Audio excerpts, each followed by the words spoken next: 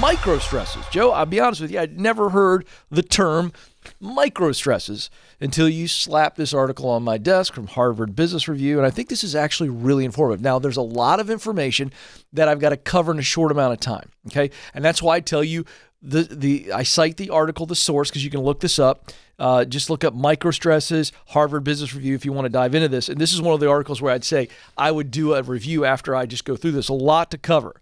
Okay, let's start with micro stresses.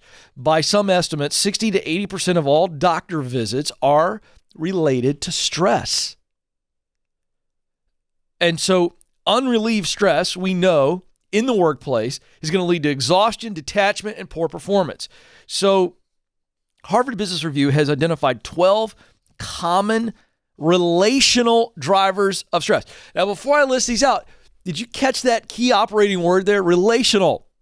These are people factors. And folks, that's where most of the stress comes from, is the personal interaction. Okay, so here we go. Going to run through these quickly and then give you some hope on the other side of this. Okay, number one, misalignment of roles or priorities. But leaders, this is on you. And worker, this is on you to get with your leader, make sure you're clear.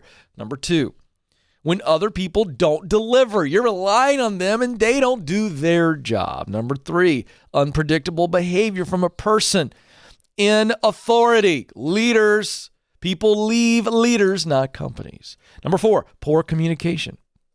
Five, surge in responsibilities at work or home. So this is where, again, you become overwhelmed.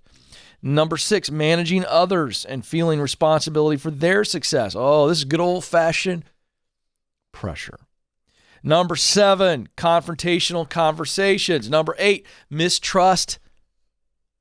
Number nine, people who spread stress. They create stress for themselves and others.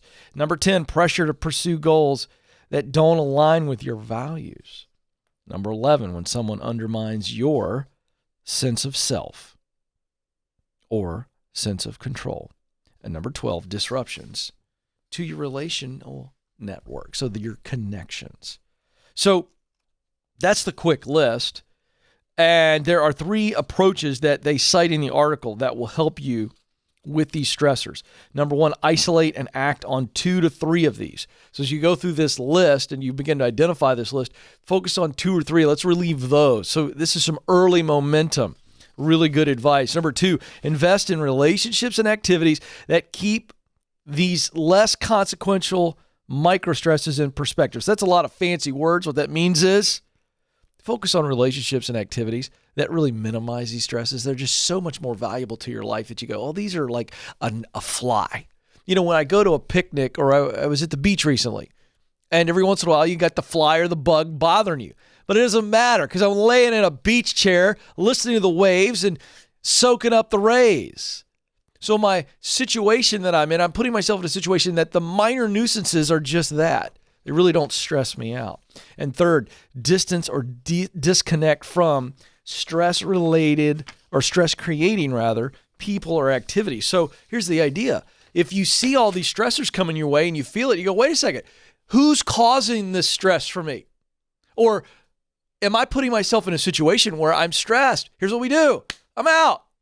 I'm done hanging out with you. You bring me down. I'm out. Those 2 words will free a lot of you up from these micro stressors we're talking about.